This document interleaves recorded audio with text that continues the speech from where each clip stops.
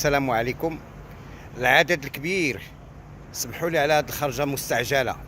العدد الكبير من الناس ومن كبار العيان واللي صحاب واللي ضد أخنوش وصحفيين مرموقين تيقولوا على راسهم تيطيروا بالطيارة فوق من الساتيليت ديال ليسباس فيكتوريال، كيقلبوا على الوثائق ديال مورا أخنوش ديال البترول، الوثائق ديال البترول اللي كيهرب من روسيا، اللي داير فيها الدبشخي بالسوق السوداء ودير فيها الترافيك ودير فيها العداد، حتى وداروا عليها محاضرات ومناورات قيمة.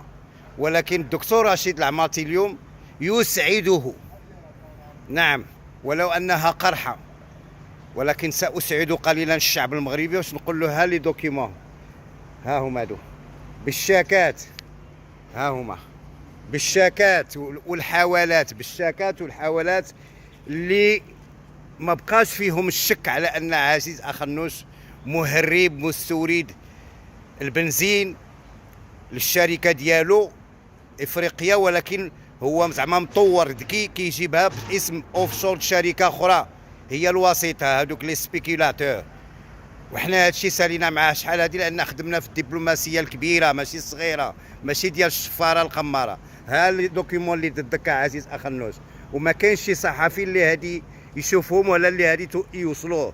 هاد لي دوكيمون هادي سنبرقهم الى صاحب الجلاله الملك محمد السادس نصره الله، واخا يكون عنده علم او ما عندوش علم هذا لا يهمنا.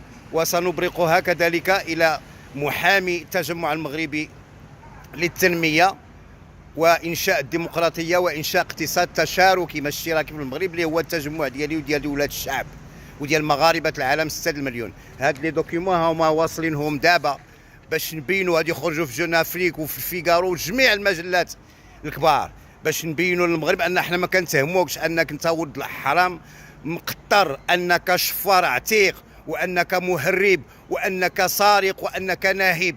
ها هما لي دوكيمون المغاربه اللي كيهينوا اخنوش. وسلام الله عليكم ورحمته تعالى. Je suis tellement ému de montrer ça pour la première fois et le premier au Maroc contre Aziz Akhannouch.